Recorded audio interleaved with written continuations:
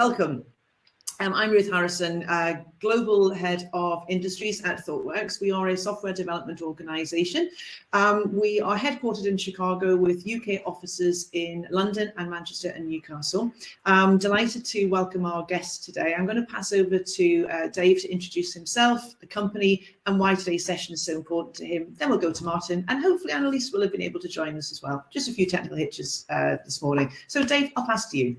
Yeah, thanks, Ruth. So I'm Dave Gibson. I'm CEO and co-founder of Blue Sky. We're a chartered accountancy practice based in North Shields, much smaller than all the other organisations represented here. There's 26 of us in total.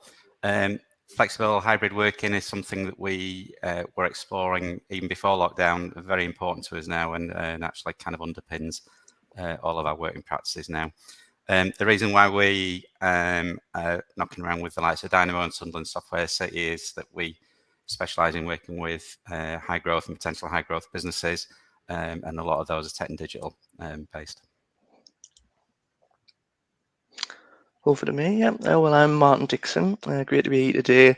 I've been at Sage, and we all know Sage, I'm sure, as a sponsor of Dynamo for 6 years now. And my role at the moment is director of a few people programs, one of which is Future of Work and our flexible workplace, and we've been focused on that for a good 18 months now.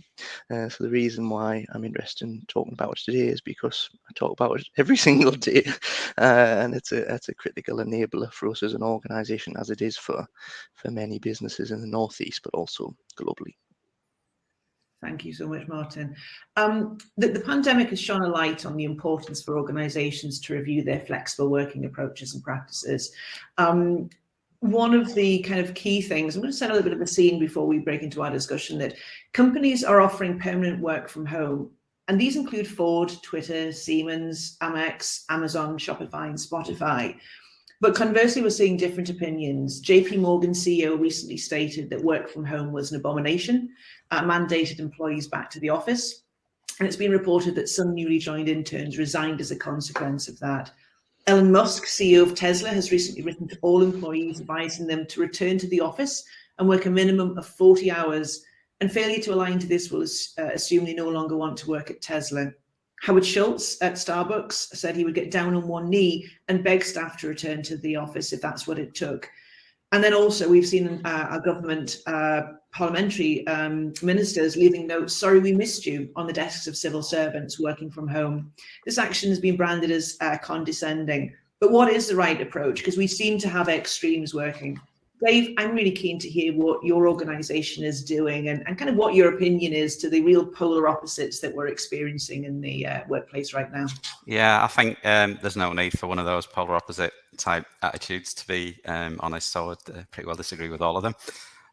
We've always been pretty flexible anyway, and the pandemic has kind of brought that along. And within there, it kind of helps on our recruitment policy. As well, we were kind of working with clients on a national basis, and then we started thinking, well, if you're working from your spare room or your dining room table in Gateshead, you might as well be working from there in Warrington or Aberdeen or something like that. And so it's kind of really helped us on the talent search going forward. So 2/3 of our staff now are based in the Northeast within commuting distance of the office, and maybe half a dozen or so less than a third. Based a little bit more remotely throughout the country. We leave it down to the individual and their teams as to whether they want to come in on a day-to-day basis. But what we try and do sometimes is get people together for specific events around which I'm sure we'll kind of look at in a little bit more detail later on. Thank you. As you can see, I'm in the boardroom. You're in the office today. Martin, what's your take on that? Yeah, similar to Dave. I can provide a background to the approach that we adopted at Sage, which probably plays to what our view of it is. Our framework is a year old now, and it's titled Flexible Human Work, which is chimes with this session. Might sound strange in isolation, but it weaves in perfectly with our brand. Superhuman Business is one of many of our brand lines. But ultimately, what we launched was a principle-based approach. It wasn't a rule-based approach. It wasn't down a prescriptive avenue of either fully remote, fully office-based, even if it is hybrid, specific days in the office, which we've seen, companies like Apple and Google adopt. And so it's a principle-based approach. We have a couple of, we have 4 principles in total. It starts with performance for customers. So our approach to flexibility is directed by performance. It's almost in service of. But also human connection, hugely important at Sage. It always has been in terms of relationships with colleagues, but also with customers as well. So we wanted that to come through in the framework, fairness and trust, and courageous experimentation, because I think that touches on, having the bravery to try different things. But actually, what works this month might not work next month. And our definition of flex is actually on average 1 to 5 days, which is quite wide and loose, and how teams essentially set the right level, the sweet spot of face-to-face collaboration days is based on how work needs to be done in that particular area at that particular time to unlock the optimum level of flexibility whilst driving high performance. So one week that actually might be fully remote, the next week might be fully in the office, the week after might be 2 days, and that's the type of approach we want to embed, and we believe is the right answer, because it unlocks autonomy and it unlocks intentionality in the way that work's designed. And if that happens, then you should be giving yourself the best opportunity to do that in the best way to provide the best outcomes. If you just blanketly apply fully remote or fully office-based, in our view, you limit the ability to be flexible. It's interesting you comment on that it isn't binary, that you're being broadly flexible, and that flexibility continues to adapt and evolve. Delighted to welcome Annalise. Thanks for joining us. I think we recognise there's been a few technical glitches this morning, but it's great to have you here. Annalise, we've done some introductions. Maybe you could introduce yourself and explain the organisation you work for. Yeah, of course. Thank you. And sorry about that. I'll be quick. So I'm Annalisa, and I'm a change manager and design strategist, sometimes known as a workplace consultant. And I work for Gensler. So we're an American firm headquartered in San Francisco, but we've got offices in London and Birmingham in the UK. I'm attached to the London office, but I'm lucky enough to work in Northumberland. So I'm obviously getting the best of both worlds, I think anyway. So we create workplace and real estate strategies for organisations across all sectors. I've worked with the UN and with Microsoft, but then we also do some charity and pro bono work as well that's a bit more local. And I also do a lot of research into how the physical environment affects our psychology, well-being, productivity, and that kind of thing. So we have some really good client relationships, from the very beginning, which are ongoing. Thank you. Appreciate that. And it's interesting that we've got representation from a smaller organisation, a very large organisation of 11,000 employees, and yourself, Annalise, who kind of helps organisations understand the physical environment and undoubtedly how that's changing. We're going to do a poll just in a few minutes, and I'm just kind of getting our kind of green room teed up for posting that.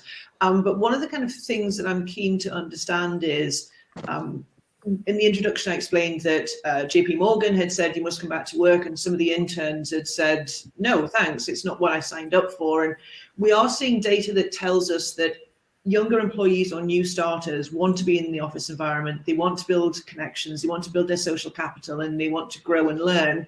Where some tenured employees are saying, actually working from home suits my lifestyle now, I've got other commitments, that being at home is better for me.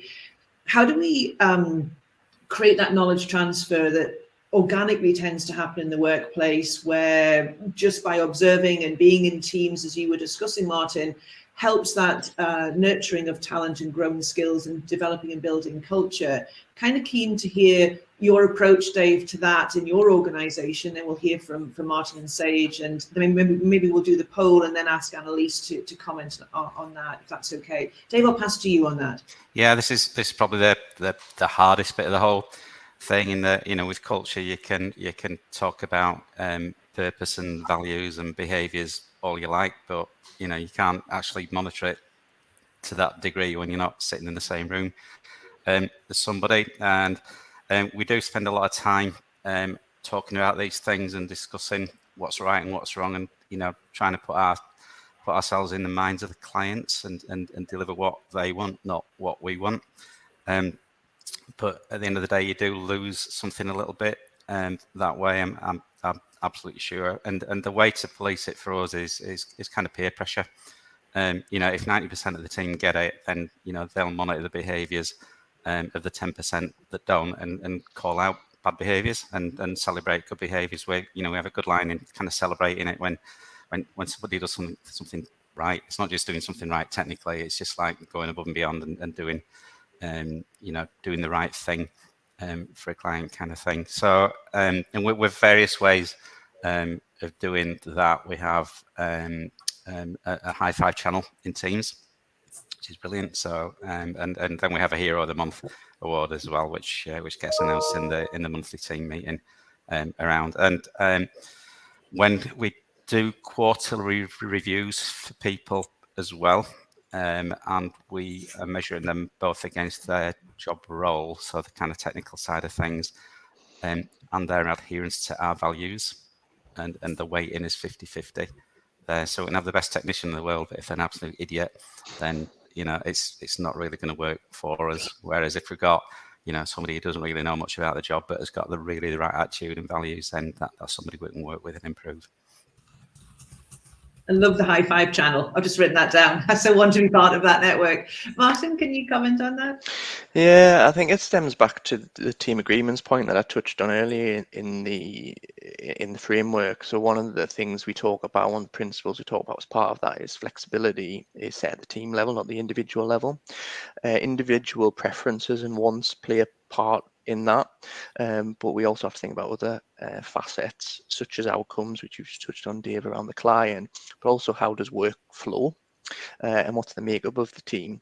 And if you've got a team, for example, whereby, hypothetically speaking, you've got some experienced members of the team who maybe gravitate more towards working in isolation remotely, but some new colleagues joining the business, apprentices, then we have to think about their learning needs, have to think about the training requirements, and what that might mean is, as part of the team agreement, is that that particular week or that particular month, everyone needs to commit to being in the office 3 days a week, and some of that might be to enable us to be really thoughtful and purposeful about training time sessions, for example, to be thoughtful and purposeful about mentoring relationships between those experienced colleagues and the junior colleagues, but also just open time for that serendipitous connection. So it would not be in the office 5 days a week for serendipitous connection, but to have maybe a shared day where there's nothing planned, but we're working in the shared space, that will naturally help that and help knowledge flow. So those are some of the things that we think about. Understood. Thank you. Now, I don't know if this is dangerous, but we are going to try and go to a poll now, where we're going to invite all our guests to vote, please. I'm hopefully going to see the poll. You should be able to see your questions on your screen. What has been the impact of the pandemic on knowledge transfer in your organisation? So if you could share with us whether you feel it's very negative, somewhat negative, no impact, or somewhat positive, that would be super helpful. I think there's a fifth one, very positive. If you could vote now, please. We'll take a moment or two, and then we'll show the results, and maybe ask Annalise then to comment. I'm sure the observations will be interesting to her. Hopefully everyone has voted. So in the main, somewhat positive seems to be the overriding one. A little bit of negativity and very positive. So I think 66% is somewhere between somewhat and very positive. So that's encouraging. And it looks like some organizations haven't quite got there yet. So but still one or two people voting, but it hasn't changed dramatically too much. So Annalise, maybe you could comment on what you're observing there, and also what you're advising clients, because this is a real dichotomy. How do we attract talent, grow talent, retain talent, and give people the skills they need to do these jobs? Yeah, I think it's really interesting, and I'd like to maybe find out from people why they think there's been a slightly positive impact, because what we've heard is that a lot of the learning that we do is informal, and it comes through overhearing conversations and those things that you're not necessarily conscious of until it's not possible anymore. So it could be that we've become more purposeful in how we share knowledge because we're more aware of it now. And that would be a really positive story. But we still have the problem of these serendipitous interactions where people learn. And one of the sectors that's most worried about this is the legal sector, because they have quite a formal exchange of knowledge between partners and associates. But interestingly, what we found with them was that the partners are very worried about the youngsters not coming in. And they think, how are we going to get these youngsters in, force them basically. But actually the youngsters are telling us we really want to go into the office. We've got a tiny flat in London. We can't concentrate there. We want to come in. We need the socialization element of it. So in a way, the worry was just unfounded because they want to come in. And if anything, it's the partners who have the longer commutes and they're less likely to want to come in. So it's a communication thing, I think. But I think the lesson from that is that there's a natural way that things will work themselves out if you just give people the autonomy, as people have been talking about. The ones that need to come in feel that they need to come in, and they will do that. There strikes me as being a need in some instances to be quite intentional. I went to an office just last week and it was pretty empty. It was the conversations I did have with folks who were in there was wonderful and very welcomed after such a long break, but it was much quieter. And I just wonder how organizations are adapting to having so much space, less occupied, paying big occupancy costs, and wondering, what do you do with that office space and how is it being repurposed? Martin, we've spoken in some of the prep sessions. I'm really keen that you share what Sage is doing, what they've observed over since the pandemic has finished. Yeah, absolutely. So we're at in the thinking phase very much about this, and I think the important thing to note for us as a global organisation is not all of our regions have fully risen from the pandemic yet. There's still social distancing in place in some of our countries. We were never fully occupied before the pandemic. We were always at about 60% occupancy on average, and that plays to the fact that we had good flexibility beforehand, but also quite a bit of space as well. So at the moment we have 9,000 workstations, roughly around 45 sites. So quite a lot of space. And what we learn from other organisations actually is the pitfalls. So I think some organisations which you've just touched on there are trying to incentivise people to come back into the office. Spotify vouchers is one of the examples that I've heard about. I think as a one-off that's okay, but can it be sustained? I would say not, but also it's driving the wrong behaviour, because what we want is people to come back to the office for a purpose. I've sometimes made the mistake myself where I've gone in and thought, well, what's the point? And that's not because there isn't a point. It just wasn't a value add day for me to be in there. This week, for example, I was due to be in London. Damn straight train strikes, but I am due to go tomorrow for my sins. But I had on the calendar for the week, one-to-one with my manager, some social time, to attend a face-to-face leadership event to present, and also a project meeting which will help from a coordination standpoint. That feels like a worthwhile visit. So I think it's encouraging that type of behaviour, because what we'll see is a natural uptick in our occupancy. But I also think we can change the use of space. So in Newcastle, we have 2 big sites. And whilst we've got collaboration space, there's quite a consistency to how it's organised. Lots of spaces with desks where teams sit next to each other. I think what we can probably do is concentrate that a little bit more and open up bigger collaboration spaces where, for example, our tech colleagues could collaborate. We could actually invite customers in and innovate with them. We could maybe host more events, both internal events. We had a huge brand launch in May, which was a success. The brew dog was flying and the pizzas were being baked, which helps. But those types of moments matter to colleagues, so we can certainly do that. Onboarding events, that first experience and impression for colleagues joining the business. So I think we can make a bigger bang and bigger use of those spaces from an experience standpoint, but also collaboration benefits. And I think another good example, which we've picked up from other organisations, is this neighbourhood type feel. So on the floor I sit in when I'm in Newcastle, it's with next to the same teams. But actually what some organizations are doing are rotating that based on the work that needs to be done at that particular point in time. So for example, last month, what could have worked for us is, from a people team perspective, we were working really closely with finance around budget planning and matters like that. But the reality is that we sat half a mile away from each other.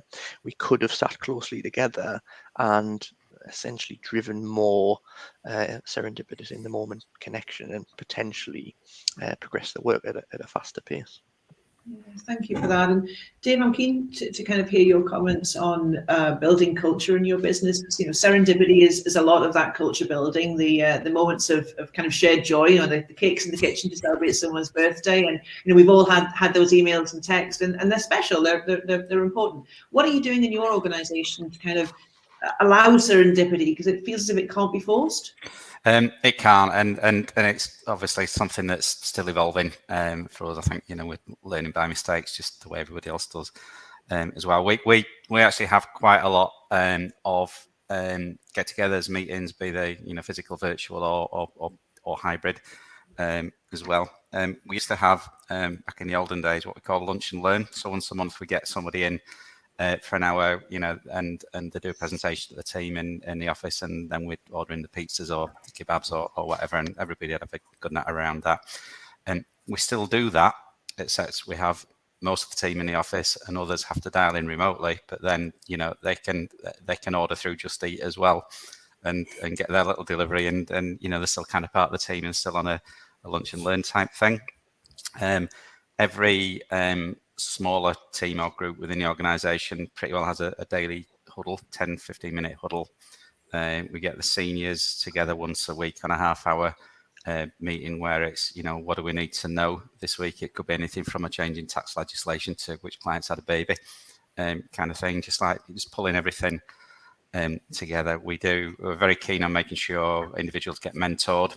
So the junior members of the team are mentored by a senior member of the team who is not their line manager, and that seems to be working reasonably well. And then we have what we call the Blue Sky Academy, where outside of kind of formalized third-party training, we kind of have internal reviews as well. So we get everybody together when just to kind of focus on a particular technical topic very often and kind of work it through. And anybody that's been on a technical webinar, has to come back and kind of present it to the whole team.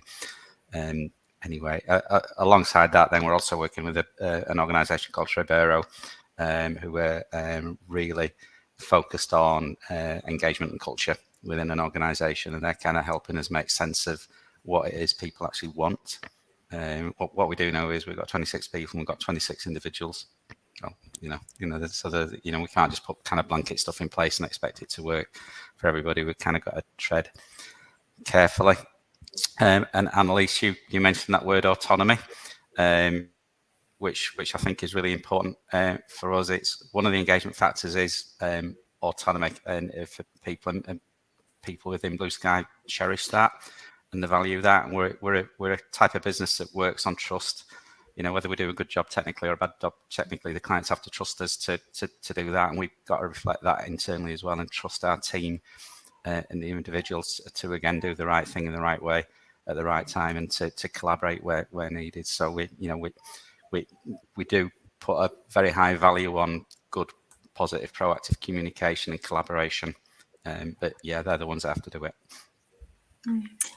I wondered if I could just add a bit there. One of the less obvious ways of increasing interaction between people is to provide private individual space. And the reason it's not that obvious is because of this idea that open plan environments encourage collaboration. And they do to an extent, but only if they're designed with private space included. So the psychology behind this is that people will only collaborate if they have space to retreat to. If they feel too exposed and too vulnerable, then they tend to just withdraw, stick their earpods in, and that's them for the day. So it is really important to do both of those things, the collaborative space and the private space, remembering that not everybody has a home that they can focus in, and they still need to come to the office for that. I want to try and pick up some questions that we've had from the audience. Unfortunately, I can't see them yet, so I've just sent a message to try and make those visible to me. But one of the things I'm hearing and kind of digesting here is that leaders who are coming back post the pandemic and are having to redesign everything, redesign workflow, redesign induction, redesign onboarding, redesign also how you're measuring employees, because they're very conventional, just measuring an individual and then doing an appraisal once a year seems much more output driven now, and performance has moved. Annalise, what would you recommend for organizations as part of the change process? Because this is not easy. And I think, Dave, you touched on you're learning by making mistakes. Mistakes can be costly. We all learn from mistakes, but if we can avoid some of the kind of big ones, what advice would you give? I think starting with really thorough engagement through all levels of the organization in a few different ways as well. You might have your meetings, but actually the more anonymous surveys are also very important for the people who might not feel comfortable expressing themselves in that forum. And not only do you find out what everybody thinks, I mean, you could go on to ignore all of that, but people feel as though they've had the opportunity to express themselves. That's the beginning of the change process. And then it's really about trust. The line manager is very, very important. So you could provide a space with all of the full range of work settings. That's the word that we use for them. But people tell us that if their line manager doesn't give them permission, implicitly or explicitly, to use them, they'll stay at their desk and they'll stay there all day. That's a lot of money wasted if you've just got rid of a load of desks and bought some nice fancy booths. So that's where it comes down to the culture, and that can take a long time to change.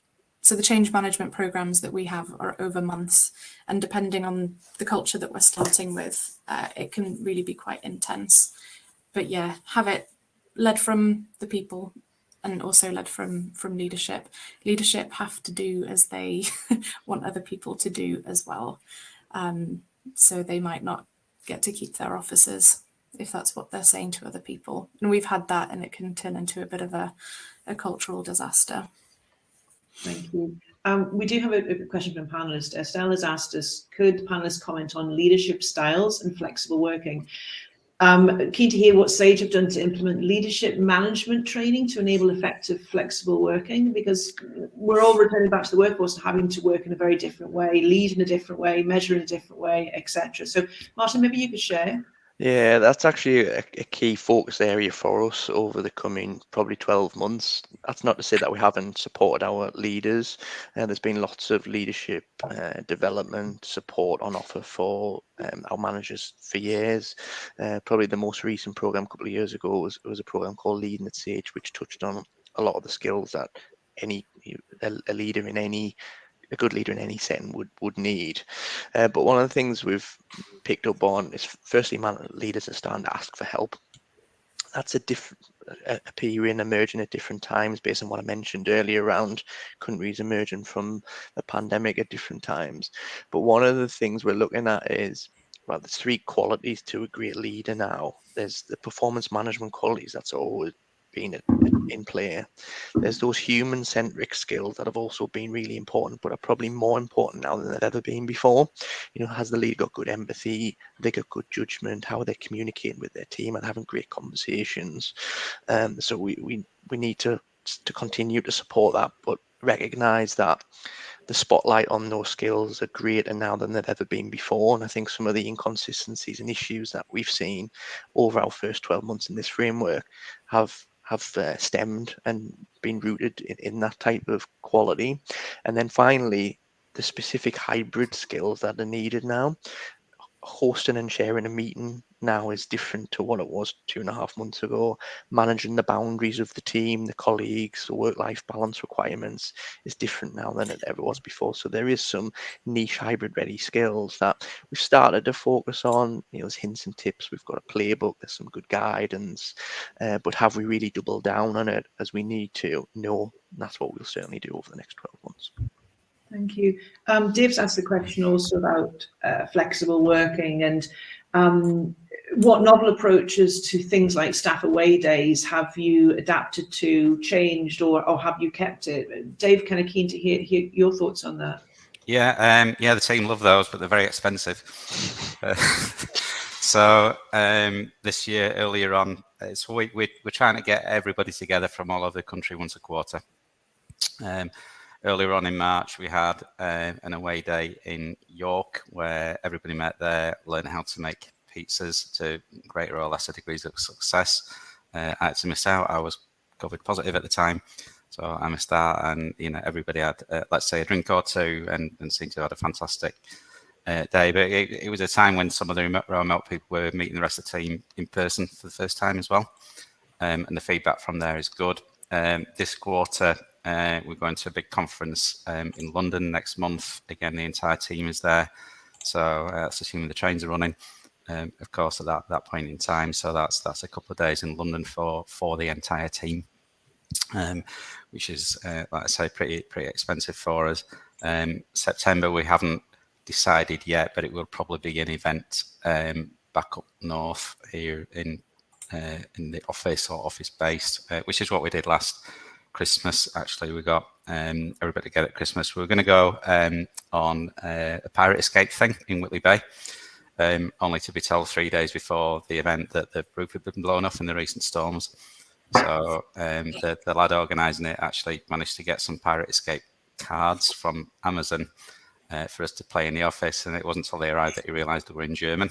So it posed an extra challenge for everybody, but these things just made it a good laugh. And splitting the team into two random teams, it just brought out the competitiveness in everybody as well. And then we went, it was a kind of a steered pub crawl, so it's like, can you find this, can you find that, can you find the other, where's the stuffed dog, where's the Sam Fender, where did Sam Fender used to work, that kind of thing. So again, a good day. Yeah, we'll continue doing that. It sounds as if everyone's having to be extremely creative in the initiatives that they do. So I hope that answers Dave's question.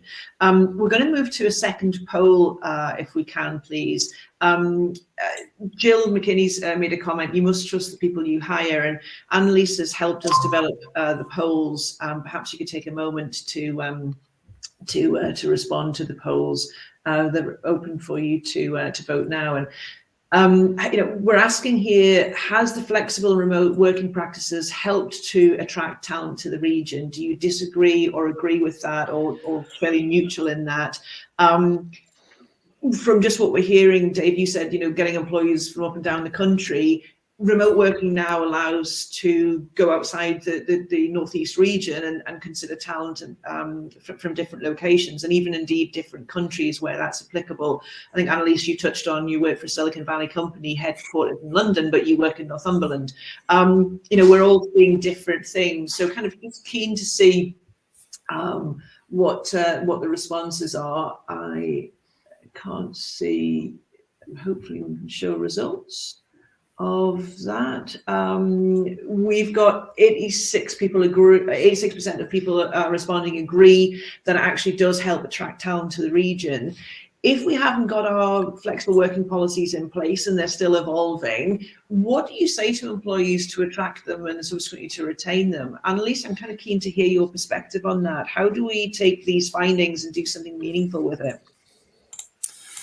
Yeah, I mean, one of the concerns is that if you're recruiting people from all over the country, then you're also competing with all of the other employers in the country. But that's why we're quite lucky in the Northeast, because we've got really great cities. And so I'm not even sure this is about the employer, but what does the region offer to people? Because we don't necessarily want them to live in London if they could afford to and then work up here. We want them to add value to the area and have their families here and all the rest of it, maybe even start up their own business here. And I think people are beginning to do that, but it's a much wider issue. But if you're a Northeast-based company, if this is your spiritual home, I think if you have a great office and a great culture, people will be drawn to the area and they'll want to stay, because we've already got such attractive things to keep people. The lifestyle, I think, is great. I'm sure people would agree with that, but they have to get here to see it for themselves. if they're here already, then that's great. Maybe there's something the universities can do to expose people to the kind of career that they could have in the Northeast. But no, I think we've got to open up the competition and just get in there and compete with all of the others and offer them a great working environment. I read today that there's more demand for houses in Newcastle in the Northeast than there is for London. That's the first time that's ever happened. So we're definitely doing something right. I was just going to say, we recently published some research called the City Pulse Survey, and we're looking at global cities to see what the trends are after the pandemic. And Europe has the highest number of people who are thinking of leaving their capital city and moving to a smaller city, not to the countryside like I have, but just moving to a smaller city. And that's where I think Newcastle and other Northeast cities have such a great opportunity, because people are considering it already. They just need the employment opportunities and the housing and the lifestyle to move to. Thank you. Paul Lancaster, who works in IT recruitment, has commented that most of the candidates who he's talking with at the moment are asking for fully remote work or predominantly remote work, and the companies that he's seeing struggling to hire are those that are not necessarily offering that as an employment model. Paul, thanks for sharing that. Dave, just keen to hear your perspective on that, because you when we spoke yesterday, you were talking about the breadth of different regions that you're hiring from right now. What's the mix? Are you still more local than out of the region? Still more local. So I'd say 2/3, probably closer to 3/4 are still in the region, and a quarter from outside the region. Everybody sees hybrid working as a benefit. Everybody. There's not a single person that's desperate to be in the office 5 days a week, every week. It's helped us retain good people locally, I'm sure, and it certainly helps us attract people kind of from further afield. So we're now officially Aberdeen to Abingdon is the phrase. So it's a good illustration. Is that what it's helped us doing? I think it's fair to say we're a little bit of a wobble staff-wise at the beginning of 2021. We're now touch wood entering a period of the biggest period of staff stability we've had since 2018.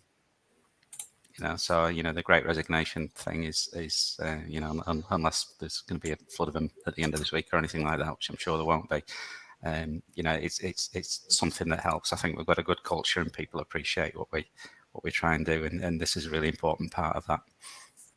Indeed. Being forced to be at home during pandemic is very different to now actually having the choice. Yeah. Martin, maybe some kind of closing thoughts on what you've heard today and how you're seeing Sage pioneer. You said 11,000 employees, 3,000 of whom are in the Northeast. How are you attracting talent in Sage, and what are you seeing as the opportunities go forward? Yeah, well, everything that David and Annalise and Paul as well with the question resonates, strongly for us. Yes, we can recruit anywhere. We have pre, mid and post pandemic, but the market is fierce, as fierce as it has been for some time. And what Paul said there around the desire, particularly for technology candidates, is to work fully remote. From our mobility perspective, we are keen, as our default is for everyone to be attached in some way to an office or a hub, as we call it. But going back to our flex definition, we would be comfortable for that to actually mean 1 day a month, maybe 1 day every 2 months, and then the rest of it is fully remote. For some candidates, that's not enough, which it's always going to be some personal choice. But as Dave just touched on there, there's other positives to working at Sage. There's the culture.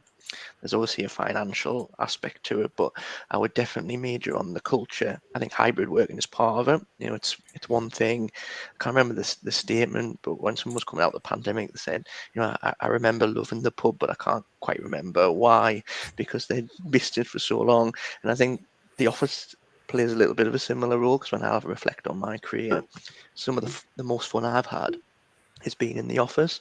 So, and we've just seen actually in France, we're in our first month of hybrid working in France post pandemic, and they're loving being back in the office. So I think there's got to just get that experience and pull into the office, and people will love it. But also there's so many other great things about working at a company like Sage. The 5 days volunteering linked to Sage Foundation, the colleagues events that we put on from a collaborative and engagement standpoint. So we just want to just push that full package and our full employee value proposition of what it's like working at Sage and what our purpose is as a business. Thank you, appreciate that. Annalise, thanks for putting the link to the report in chat. That's super helpful. We are winding up, but Annalise, I'd like to give you a moment just to kind of summarise on what you're seeing. We certainly are a workforce now that is unlikely to be the same as it was before. It's an opportunity to redesign for better purpose. Maybe you can kind of just give us some closing thoughts on what you see the future of work being, the future of the office being, etc. Yeah, sure. So I think that the dust is beginning to settle now, and it's been quite difficult being a workplace consultant for the last couple of years, because honestly nobody has really known which way things were going to go. But it does seem as though now that hybrid working is here to stay. After such a long time, people aren't prepared to give up the benefits that they've gained, which might be being home for dinner, taking the kids to school, or whatever is meaningful to people. So those things are going to stay. If you don't continue to give people those things, they'll go somewhere else. It's competitive. The office has come out of this even more important than ever, which is great news. People were not that sure what the role of the office would be, but I think people are just so much more appreciative of face-to-face interaction more than ever. Because we've been deprived of it for such a long time. And so the role of the office, which was not that clear before, it wasn't very good at collaboration, it wasn't very good at focus. The role is now very clear. It needs to provide focus space and a range of collaboration space. It's a little bit like a club, but it's a club that people want to come to, because you can't force people to come to your club, especially not if they're paying membership.